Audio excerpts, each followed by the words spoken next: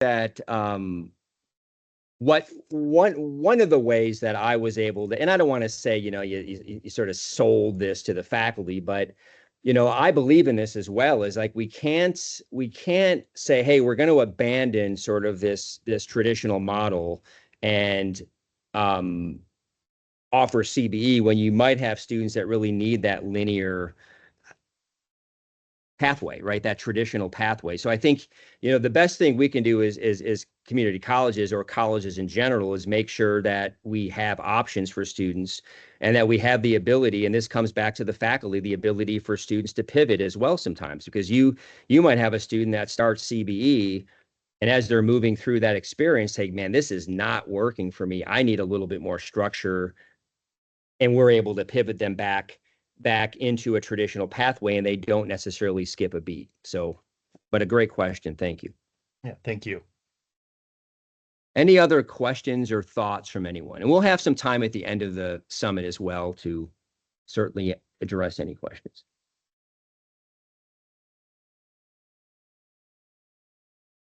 Okay, we have one here from Athea, is that correct? Hi, Ken. I'm Aletha. I'm also from Northwood Tech. I just wanted to follow up on Ryan's question. So in welding, when you have the two different pathways, do you offer those concurrently? So you have a group of students in one welding section or one welding program for the year, and they're taking one of them maybe graded by CBE, maybe following that path, and the other several students maybe doing the traditional. Do they do that concurrently within the same classes? Okay. Yeah, and that's also been a tricky part for us. I mean, we're trying to look at possibly hiring another faculty member, and it's been a little bit of a back and forth with the welding program because, and not in a negative way, but it's like, okay, if we're going to hire somebody new, but we're hiring them essentially under the same model, where because we are having, and I'm not, and again, it's not, again, I preface this where it's not a negative, but I think with the fact that that program's growing and we have these multiple pathways, this is also the vulnerability of putting sort of the cart before the horse is,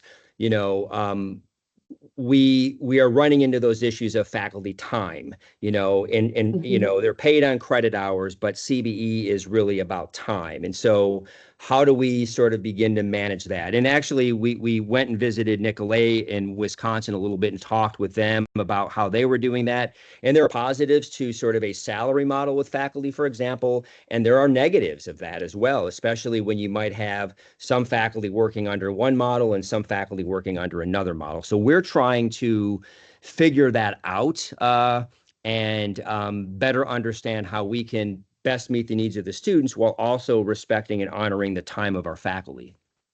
Great. That's exactly the direction I was headed. Thank you. Yeah. Thank you.